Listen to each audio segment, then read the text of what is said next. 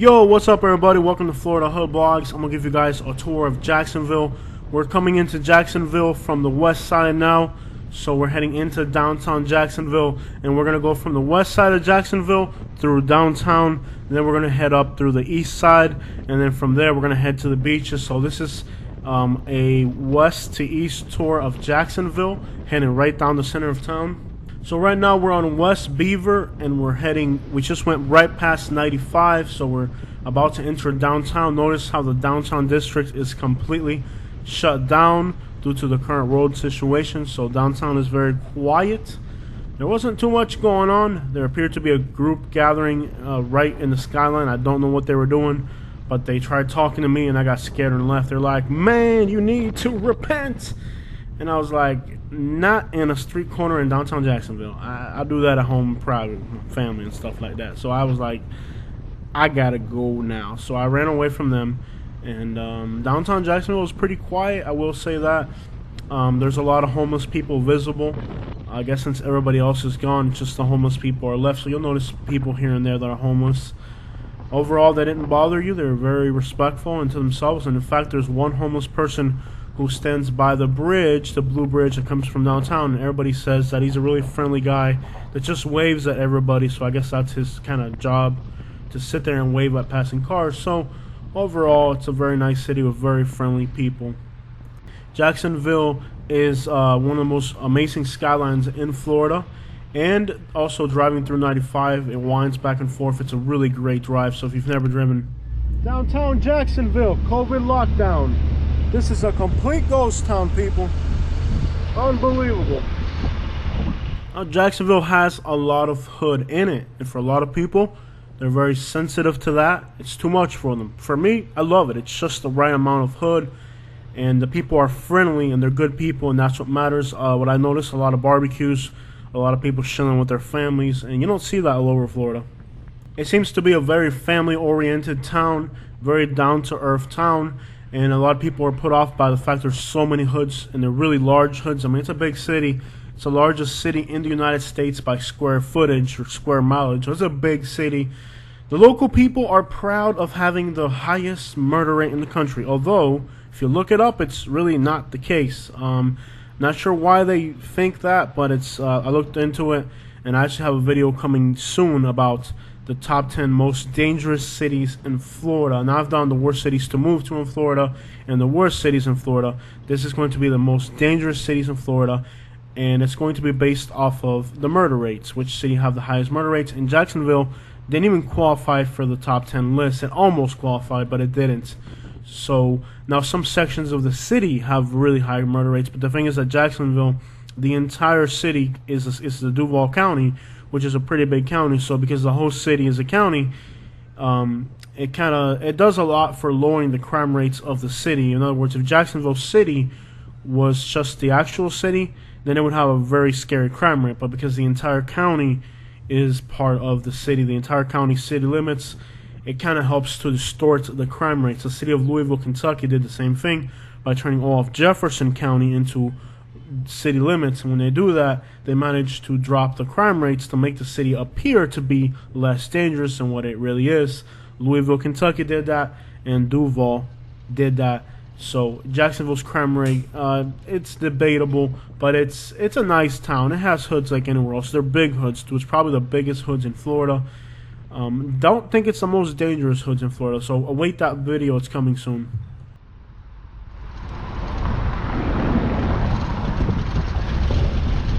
Driving in Florida, this guy, look at this. He's going the wrong way, and he blew a red light. Of course, he wouldn't see the light because he's driving the wrong way. There is no light to see. And he's also driving very fast. So wrong way, red light, and speeding. That's Florida. If you notice, even though I have a green light when I pull up to these intersections, I still look both ways. I do that in all Florida cities. It's Florida. So a little tip, if you're driving in downtown Florida, in any city, St. Petersburg, Jacksonville, Miami, even if it's a one-way, look both ways just to play it safe. And I'm not gonna lie, I'm not used to big cities, so when I go to big cities, sometimes I'm the person going the wrong way. But when I it happens. I'm not used to big cities, and a lot of the tourists are not used to big cities, so they do the same exact thing. They drive in the wrong direction. So just do that when you come to Florida, even though it's a one-way. Look both ways, because you never know what you're going to run into.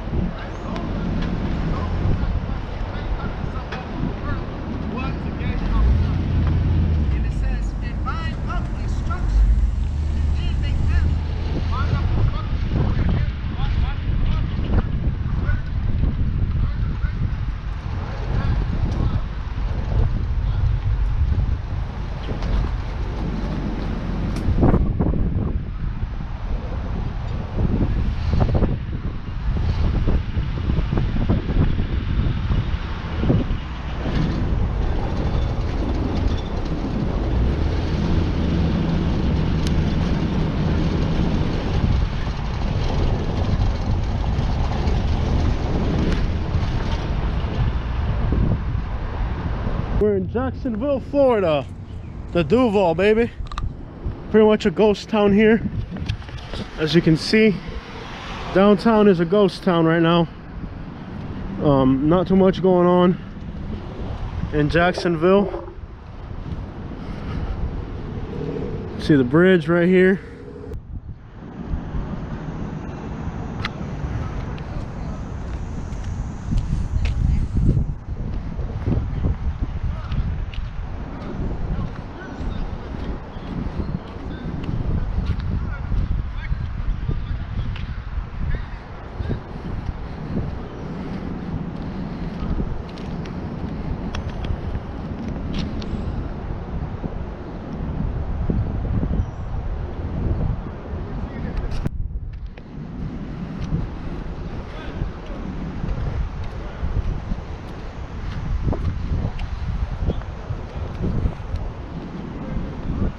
It is very, very quiet here, very few people out. It's pretty much a ghost town here.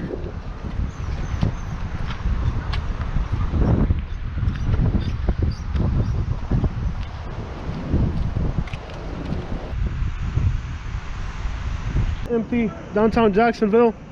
Pretty much nobody out here. We do have to say that it's just kind of wild to see a large city like this vacant in its center, you know. Nobody here. Maybe for a holiday or something, kind of, you'd expect it, but it's odd, man.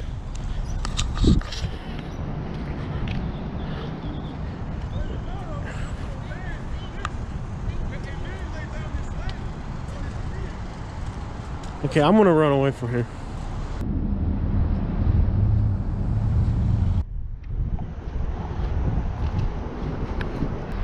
We just stopped at this place called Cotton's Barbecue.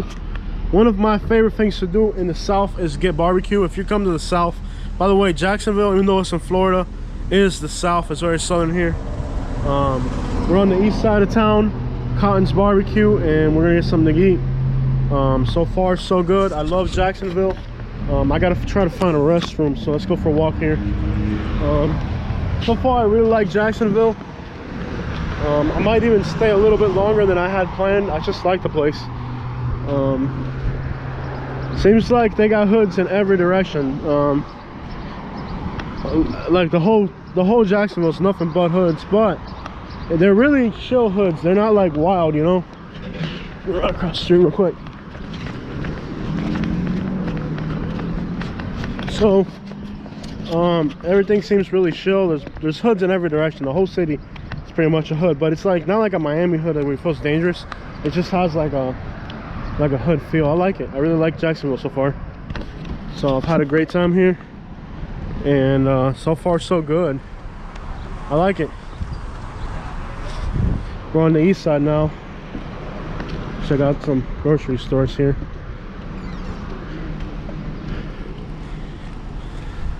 They got the Bud Light and the Florida thing. That's pretty cool. The Duval, baby. Jax.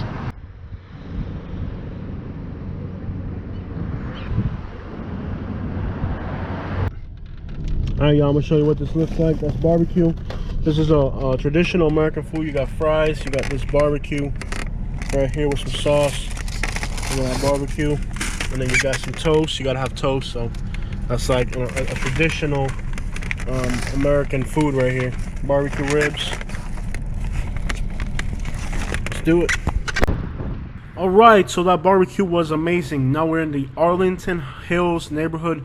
This is on the east side of Jacksonville on Merrill Road, and we're heading past the post office on Wedgefield Boulevard, which is the Arlingwood neighborhood, and we're heading towards the east. We'll soon be passing 295 up ahead. There's that post office. So this neighborhood, you know, the barbecue place, Cotton's Barbecue, was really awesome. The area has an urban feel to it, but it doesn't have, I mean, it's inner city, but it's not like ridiculously dangerous, or didn't feel that way, at least to me. It felt comfortable. It felt nice. It felt right. So it's got enough city where it feels urban, but not enough to where you're scared. Now again, with some cities in Florida, let me give you guys an example. Lauderhill, it has one of the highest murder rates in Florida, one of the highest crime rates. It looks like a totally normal place. So sometimes if you don't live in a place, you can drive through a place and you could think it's great. Like for me, I'm looking around here, this looks like a good area to me. But the locals, it could be a bad area, and you may not know that just driving through, because in Florida, it's the crime rate that matters. The neighborhood could be all nice, new houses, so don't take my opinion on that. I mean, I'll let the locals, you know, mention, if you're from Jacksonville, what you think about this neighborhood. To me, it looks like a nice area. Felt good, felt right. Didn't feel hood at all to me. I mean, it felt a little hood, but not in a bad way. And that's kind of like the overall vibe that Jacksonville gave me. So now we're passing 295. And 295 is kind of like a beltway that goes around the city. So now after we get past this road, we're heading into kind of the real suburban area of Jacksonville, where it gets a little bit nicer for sure. So on 295 and in Merrill, definitely gets a little bit nicer heading this way.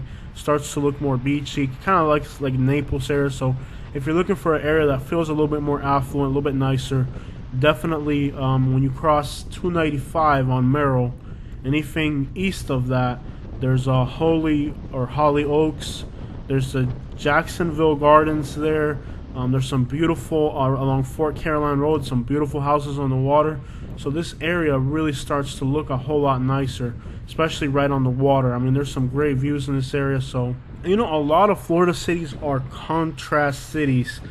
One block could be really nice. 1 block away is really bad. That happens in Miami, happens in Orlando, happens in Tampa. Jacksonville is a little bit more defined, I think, but you do get into some neighborhoods where you kind of wonder, is it hood or is it nice? Because, you know, there's so many trees. It's an older city. The trees gotten really big already. So especially like neighborhoods where the houses are from like the 60s and 70s.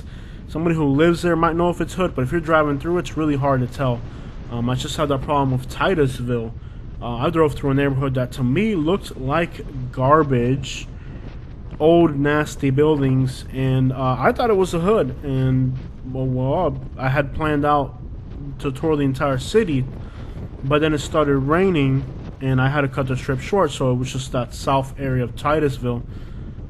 And I published it, and the people in Titusville were so angry at me. I even had to disable the comments and change the title of that video, because people in Titusville were angry at me, saying, "Oh, this ain't the hood, man. I'm in the hood for real." And then they started making threats, and I was like, "Okay, we got to shut this down." So I changed the title to just Titusville, Florida, and I also closed out the comments because people were making rude comments. But it's in Florida.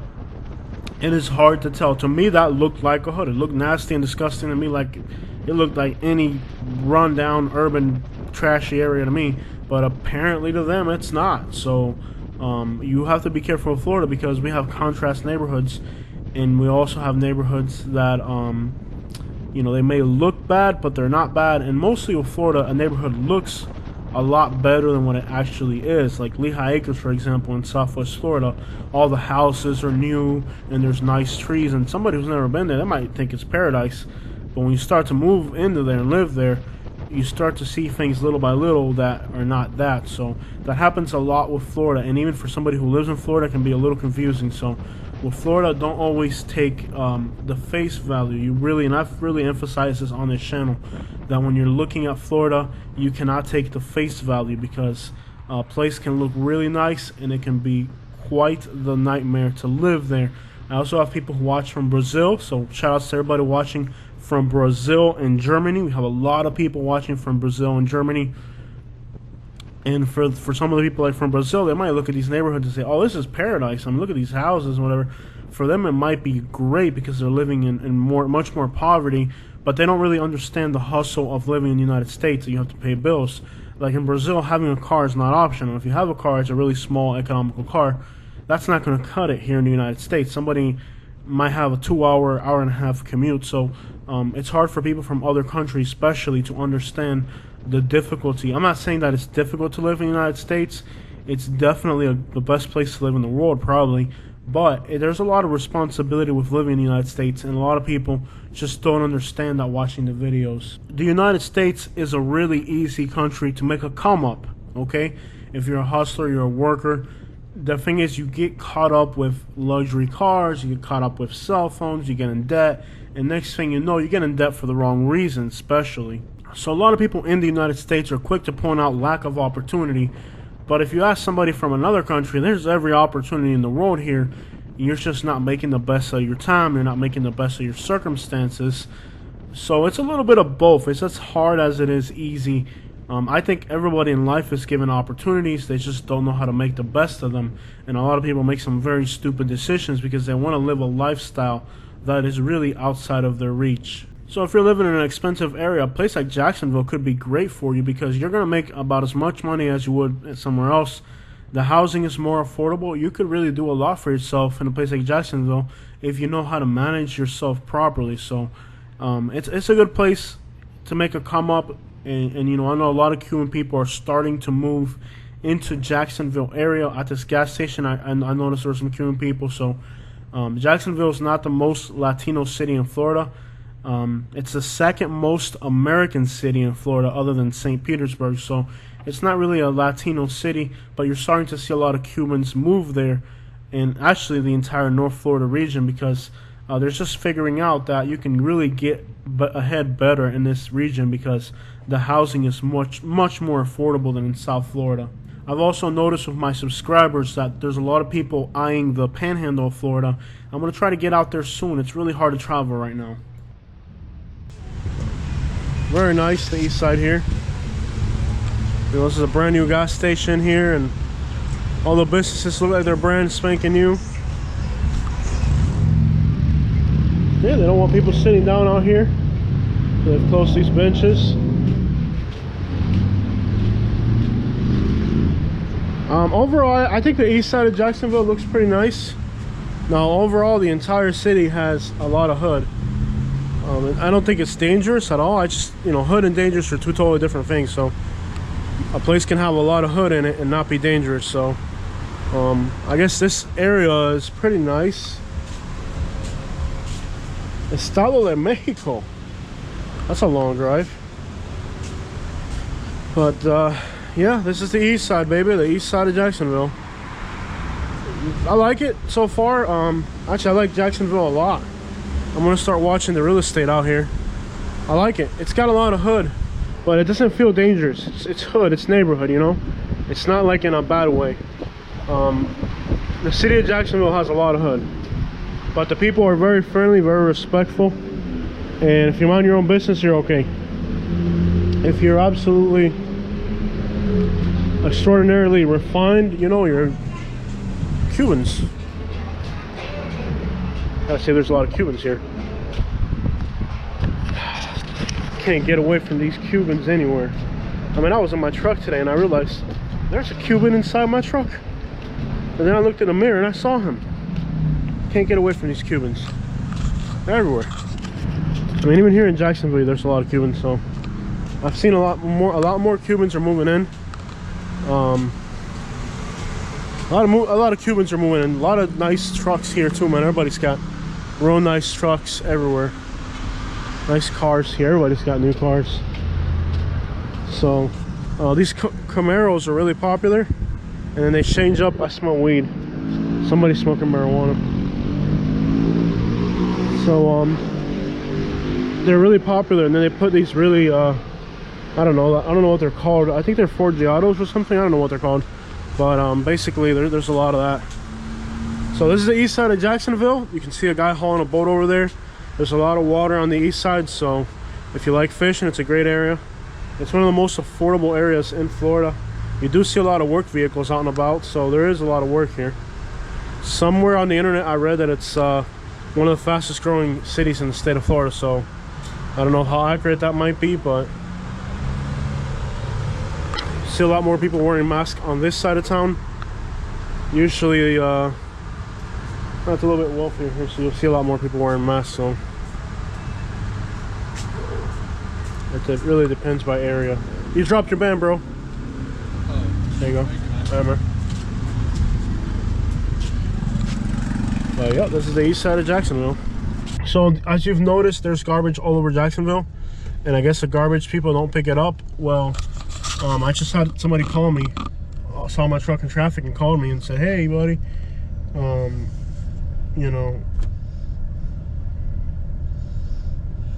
somebody just saw my truck in traffic and called me trying to get a service done for junk removal. So that's good. It means people need services, and here a good place to start a junk removal company, I think, because everywhere there's garbage here. I don't know if the city doesn't pick it up, but everywhere in the whole entire city we've seen what, 50-60 garbage piles today. So it's probably a good place to have a junk removal company. Yeah.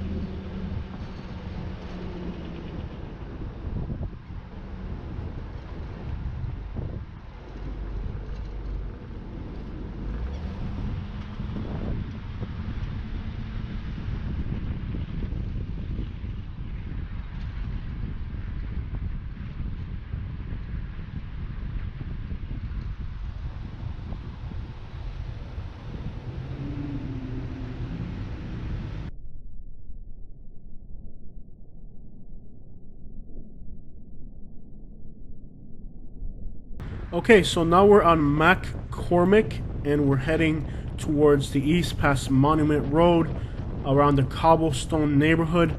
This is definitely a much nicer area. From here forward, it's basically the suburbs, basically a really nice area. It's still within city limits, of course, like we said earlier. Much nicer area. There's rivers winding through here. You've got the St. John's River, which is absolutely beautiful. Up ahead there's going to be a bridge, and actually it turns into Mount Pleasant Road is what it turns into. The neighborhood of Fort Caroline Shores. So just beautiful areas. East Arlington seems like a really nice area. So around here, just east of the 295 area, like I said, it starts to get really nice, just like any suburban area. And like I said, Jacksonville is not different than any other city, other than the fact that it's bigger. Every city's got nice neighborhoods, and then you have crappier neighborhoods, poorer neighborhoods. Every city has good and has bad, so Jacksonville is no different. If you want to look at the hoods, I did a video of the hoods, and you can see about almost an hour of hood drives. So if you want to look at the hoods, you can look up that video on my channel. We drove around through the poor neighborhoods. Further ahead is Atlantic Beach, Neptune Beach, and the area called the Beaches. And if you go a little further south, you got Jacksonville Beach. These are all beach towns. I personally don't recommend beach towns for families. For young single people, I guess they're hip areas, you know, a lot of action going on. But if you're trying to raise a family, it's probably not the best place, unless you really. I mean, it might be for you, but for me, I would assume it's not. So, like any city, it's got good areas and it's got bad areas. So, just because the city has a lot of hoods doesn't mean that the whole entire place is bad. Fort Myers has some amazing areas, and it's got some horrible areas. Naples has amazing areas.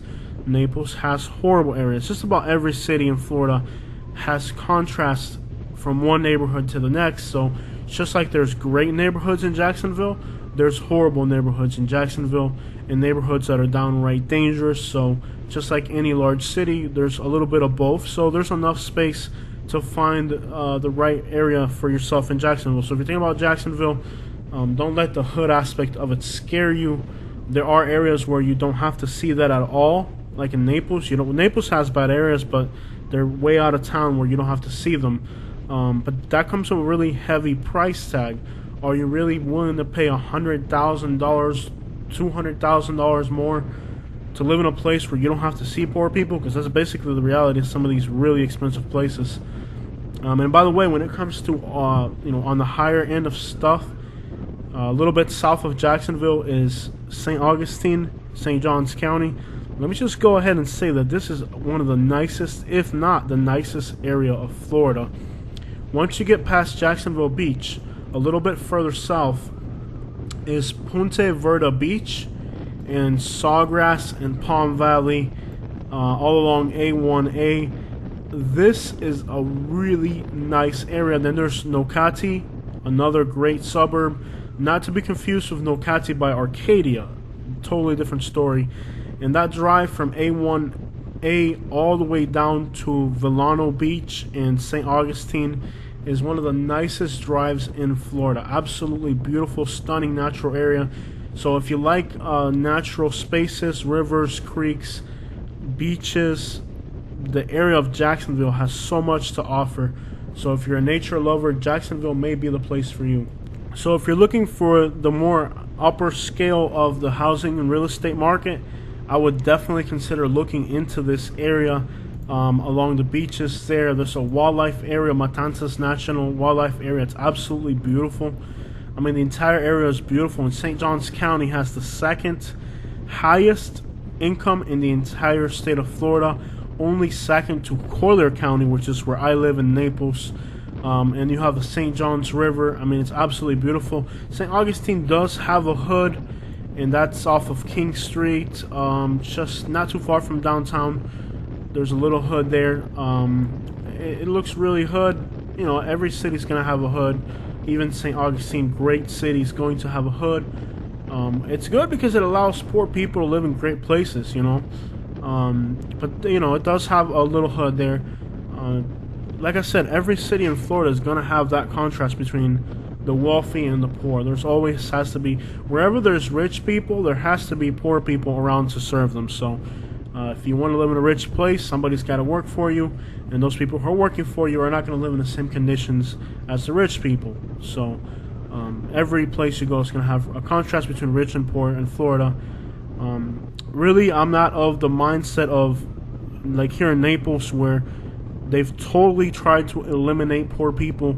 Housing has become expensive. Everything's been done to eliminate affordability in poor people, which means that the poor people here have to commute to Immokalee or Lehigh Acres. It makes I don't want to live like that. You know, that 9 to 5 commute, I can't do that. I mean, I could not see myself living like in Spring Hill and commuting to Tampa, or living in Lehigh and commuting to Naples. That's not a lifestyle. That is, waking up at 6 in the morning, getting home at 6:30 at night after being stuck in a traffic jam for 2 hours. To me, that's not living. And that's the comfort of living right in the city for poor people. You know, it's just it has a comfort. Living in the city has its comforts. And a lot of times, you know, on the outside, the neighborhoods look really trashy. And I've noticed watching real estate in the city is, on the outside, a house might look really crappy. And I've noticed this in Florida, Tampa, St. Petersburg, Birmingham, Alabama, while looking at real estate, is that on the outside, the houses might look really simple. But when you go inside the houses, there's actually nice luxuries, new appliances, tile floors. You wouldn't know the difference between a $100,000 house in a hood to a $350,000 house in the suburbs, but that's inside the house where the people are living. On the outside, it kind of looks differently. I've noticed that trend in a lot of big cities, so it doesn't exactly mean people in poor places are living bad. Wealthy people need to have these things explained to them, because somebody who was born into wealth, lived in wealth, never actually understood the contrast. I've kind of understood the contrast of living in absolute poverty. I was born in Cuba, one of the poorest countries in the world. I've lived in Louisville, Kentucky in the hoods, came to Naples where it's wealthy. So I've seen the contrast between all that poverty and rich. Some people don't understand that contrast, and what wealthy people need to be explained is that poor people sometimes don't really have it that bad, in the sense that we have, like, so many people get, like the middle class, try so hard to live outside of their means that they just make their lives absolutely miserable. And sometimes by living in the hood, you can really eliminate that. You can get an affordable property or rent somewhere for $500 a month. You don't have to work 60 hours a week. You might get away with 40 hours a week, have time to go fishing on the weekends, spend time with your kids and family. And that lifestyle isn't a really bad lifestyle. It's actually a much less complicated lifestyle. Too many people move to Florida and end up complicating their lifestyles by trying to live a lifestyle that's outside their means, and they end up with a really long commute. They end up with a mortgage. Their job is so far away that they need a new car, so now they're stuck with a car payment too. And you can't have one car because if one car breaks, now you have two car payments. That's not the way I personally want to live. And if you think or you live that way, you can buy something in the hood, in the city, for real cheap. You're not going to need a new car. You can live real decently. You can have more time for your family. And that's why I think a lot of times people in the hood are a lot happier than people in the suburbs, because everything they need is right there. They're close to work, housing's affordable, and they can just have a little bit of time to enjoy with their families. They don't have to be under that constant pressure. Now that does lead to lack of productivity over the long term, so I'm not suggesting that you need to be lazy, but living in the city does have its comforts, and a lot of people who are living that suburban lifestyle might be a whole lot happier if they just lived a more simple lifestyle. So I would definitely advertise Jacksonville for the type of place where you can get a house for $120,000. No, it's not going to be the most perfect neighborhood, but you get in your car, drive 30 minutes, and you're in a beach or you're in a nice natural area, and you can enjoy all that, So sometimes people just, if you're wealthy, it doesn't matter. If you're wealthy, you can live wherever you want. But just too many middle-class people are living so far outside their means. So, as I travel through Florida, one of the most striking things that stands out to me is how miserable some of these suburban lifestyles are. Like Lehigh Acres comes to mind off the top of my head. Spring Hill, not everybody in Spring Hill, but too many people in Spring Hill that have that commute to Tampa. Or some areas in Orlando, my goodness, even worse. That's not living. If you're coming to Florida, get a house in a place like Jacksonville for $120, $140, whatever you can afford. If you're able to buy it outright, even better, and just live a simpler lifestyle in a normal place, you're gonna get so much more enjoyment out of life. Because when I see these people now, especially with the world situation today, again, we're back in this situation again. It's like people didn't learn their lesson the first time around. I mean, that's just my take on traveling Florida. When I travel to these big cities, Orlando, some parts of Tampa, or Miami, these long Broward County, these long commutes, these long work hours, no wonder people are miserable and angry. And then when you get to like Jacksonville, when you get to like North Florida, you get to the Panhandle, you notice people smile. You get to Georgia, definitely. People smile, they say sir, they say ma'am, they'll open the door for you. You can have a small conversation with a stranger because people there, they're not stressed out. When I drove in, all I did was cross the border from Jacksonville. I crossed the border into Georgia, into the Camden County, and you hear people say sir, ma'am, open doors, they're friendly. You see strangers having conversations. You see somebody walk into a corner store and they know the person that's at the register and they have a little conversation. The people in those places are living pure, simpler, more happy lifestyles. That's really the contrast between that simple life and the complicated suburban life that so many people go after. I'm not saying you can't be a productive person. I'm not saying you can't strive for better things. We all want better things. But at what cost? Like, how far are you willing to take that to the point where it ruins your marriage, You see higher divorce rates. You see drug use. You see people that are just bitter. Like here in Naples, let me just mention this.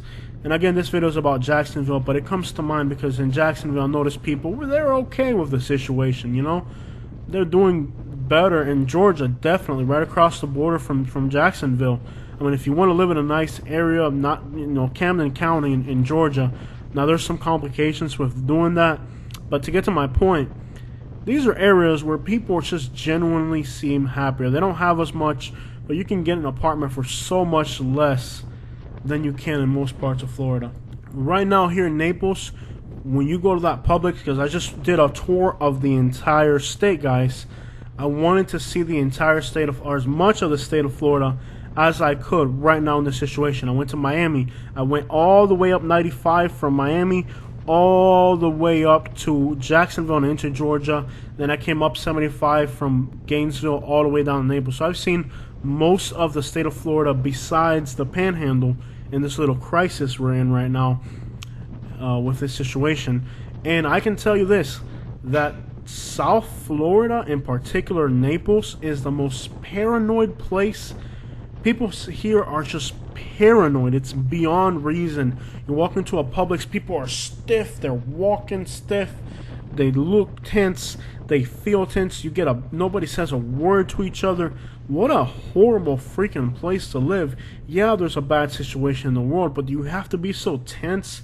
I just worked for a customer, which I've had a great time working for, and they just sent me a text message saying, "Have you been in contact with somebody?" I was like, yo, relax, man. Man, you're gonna die anyways from a heart attack at this point, And I went into Georgia, and them people in Georgia, they're happy. They're not worried about what's gonna happen. They're going about their lives. They're going for a walk. Some people are wearing masks, and in a professional environment, restaurants and stores, everybody's using protection like they should. But they're not tense. They're not paranoid. Here in Naples, man, these people are just paranoid. And it's just, there's no way these people are happy, So up and down the east coast of Florida, I noticed that most people, they're not, I would say not taking it as serious. But when you get into Georgia, that state up there, they're not worried about it, And it's not even lack of responsibility. It's, where it's due. I think Georgia really has a good mindset, and they got their stuff in order. They're being professional about it. They really are. I don't think it's as reckless as people think they are. I think there's two extremes. There's too liberal, and then like Jacksonville Beach, where we're heading towards now. What I saw there was extremely disturbing for the road situation. That's too liberal, it's reckless. Actually, it's insane that people would actually go to a place that packed in a situation like this. I saw a woman with little children. I don't care. Look, if you have kids, it doesn't matter. You don't have the opinion, or your opinion doesn't matter.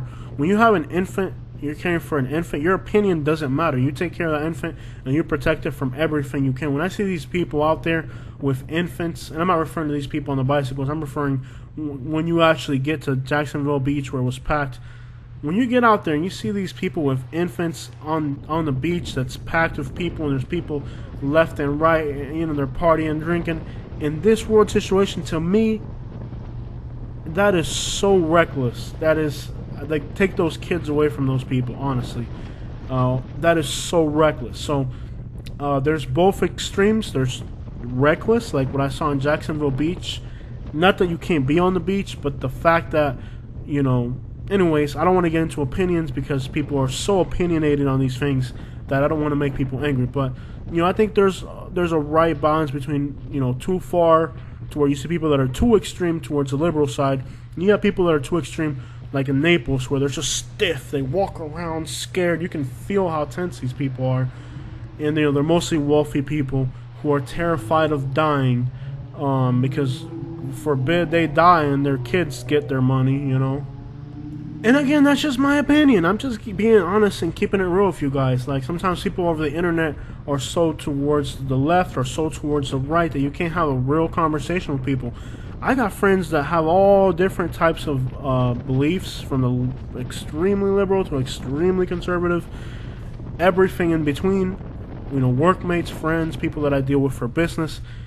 And does it affect our relationship? Absolutely not. It is okay to have relationships with people that are not exactly the same mindset of you. Actually, if you're only limiting your relationships to people who are exactly like you, you're pretty much in denial. Okay, humans all have different thought processes. Some people are on one extreme of things, some people are on the other extreme of things, and the person in the middle who listens to both and understands both, or tries to understand both, and is willing to talk and communicate with both sides and kind of see the middle, those are the real smart people, because they're not in denial about whatever they believe in. See, when you're in denial, you don't go around talking to people about what you believe in, because you're afraid that they're going to have an opinion against yours. You don't even want to hear it. That's denial. You don't want to accept it. Somebody who is firm in what they believe is willing to go out there and talk to other people and have conversations with people and not be afraid to express what they believe in, because they know where they stand. And if you're wrong, a lot of people are wrong. Half of the time you're wrong, okay? Because somebody thinks left, the other person thinks right. Somebody's wrong, So a lot of us are wrong. We don't know who's wrong yet. We don't know who's wrong. But if you could be wrong, and there's a large percentage of possibility that you could be wrong, then you shouldn't be so apprehensive, hostile to the idea that you could be wrong. You have to be open-minded that, okay, I believe this. Like me, I believe that I should protect myself and be as careful as I can, But I stay open-minded and I watch the world. I don't just, I feel like people today, whatever they believe in, they're blindly believing in whatever they believe in, and there's no window for adjustment. And sometimes that's really stupid, because sometimes life requires adjustment. There might be a time in your life where you have to be extremely conservative on a matter. But then further on in life, it's time to be more liberal. I think people today are too black and white, They don't allow for that middle room, that wiggle room. And I think if you're a smart individual, you have to see the middle. You have to see the gray in the middle on all circumstances. Because if you don't, then you're not allowing yourself the chance to make changes to become a better person. And sometimes recognizing your faults is one of the biggest things that you can have towards being wealthy. Tell you guys one more story here. We're getting towards the end of this video. I did a job in Port Royal, Naples, which is one of the wealthiest communities in Naples. Actually, it's one of the wealthiest communities in the state of Florida. Port Royal is absolutely the peak of wealth in the Naples area. It's an absolutely wealthy area. And I worked for somebody, and I had to do a trash out. That's what I do. And they had about 80 to 100 boxes with copyright patents. They patent stuff. They got copyrights on 1,000 different things. I was talking to the customer, and I said, "Wow, man, you really did a lot of successful products." And he said, "Well, these aren't all successful products. Most of these failed. It only took 2 of these things to be right to make me wealthy." So here's a person who failed 10,000 times, but 2 times got it right, and it made them wealthy. And that is what, to be successful, you have to be wrong 1,000 times.